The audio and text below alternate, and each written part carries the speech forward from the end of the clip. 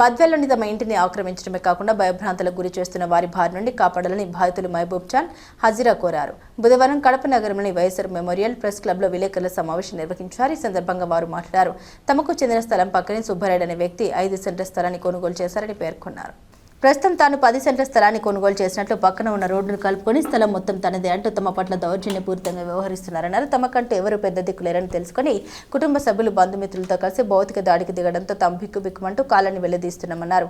అతనికి ఉన్న రాజకీయ బలం, డబ్బు రెండు చూసుకుని పోలీసుల ద్వారానే మాము ఇబ్బంది పెడతారని, మా మీద మేము చెప్పుకోలేని చోట్ల తాకుతూ శారీరకంగా మానసికంగా హింసిస్తున్నారు. అలాగే అతని మాటలు బలపరుస్తూ తరచూ ఏఎస్ఐ కానిస్టేబుల్ తమకు ఫోన్లు చేసి ఆధార్ కార్డు తీసుకురావాలంటూ బెదిరింపులకు పాల్పడుతున్నారన్నారు.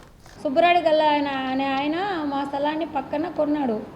ఆయన కొనింది 5 సెంట్లు అయితే ఇప్పుడు 10 సెంట్లు మాదని చెప్తున్నాడు. మా స్థలంలోకి ఆయన గోడల్లోకి పగలగొట్టి మరి వాళ్ళ తమ్ముడిని, అన్నను, చెల్లెల్ని, వాళ్ళ కూతుర్ని వాళ్ళందరినీ పిలుచుకొని వచ్చి సిపిఎం పార్టీ సీను, చాన్ బాషా వీళ్ళందరినీ పిలుచుకొని వచ్చి పక్కన వెనకాల నుంచి చాటుగా పెట్టి మరి ఆడోళ్ళను మా మీదకి ఒక్కసారిగా దాడి చేసినాడు. ఉండేది మేము ఇద్దరం ఆడోళ్ళు, మాకెవరు మగదిక్కు లేరు.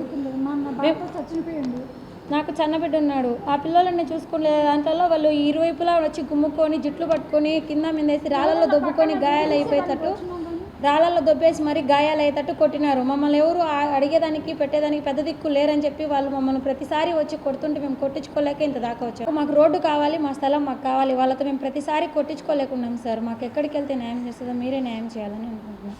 ఏ దగ్గర పోతే ఆయన వాళ్ళు ఏం న్యాయం జరగడం లేదు. మీరు పోండి మేము కొడతాము. మీరు పోండి అని మాకేమో పంపించేస్తారు.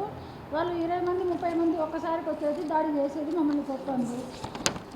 సారు మేము చూసి వస్తాం కాండి అని చెప్పేసి ఎంక్వైరీ చేసింది. వచ్చి వాళ్ళు చేయడం తెలియదు కదా అని చెప్పింది. ఫస్ట్ ఒక 5 నిమిషాల తర్వాత మళ్ళీ వచ్చి వాళ్ళతో మా పిలిపించి మీ కాగితాలు తండి, వాళ్ళ కాగితాలు తండి అని చెప్పిండ్రు. మేము కాగితాలు తీసుకుపోయినాం.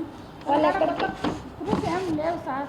లేకుంటే వాళ్ళు అగ్రిమెంట్ పక్కన 5 సెంట్లు ఇప్పుడు వచ్చి నా గోడలకు వచ్చి నా పెంట్లు పగలగొట్టేసి నన్ను దబాయించి వీళ్ళతోనే నాకు గుండెల్లో దడ వస్తుంది. మొన్న కొట్టించుకునే దెబ్బలకి ఇప్పుడు ఇంకా కోళ్ళతో గుండెల్లో దడ వస్తుంది. నాకెవరు లేరు. ప్రతిసారి కానిస్టేబుల్ సారు, వాళ్ళు ఏఎస్ఐ సారు వీళ్ళు ఫోన్లు చేసి మీరు ఆధార్ కార్డులు తీసుకొని వస్తారా, మిమ్మల్ని డిమాండ్లో పెడితే బాగుంటుంది అని బెదిరిస్తున్నారు సార్. వాళ్ళు ప్రతిసారి ఫోన్లు చేస్తూనే ఉన్నారు. నిమిషానికి ఒక నెంబర్తో ఫోన్లు చేస్తున్నారు వాళ్ళు.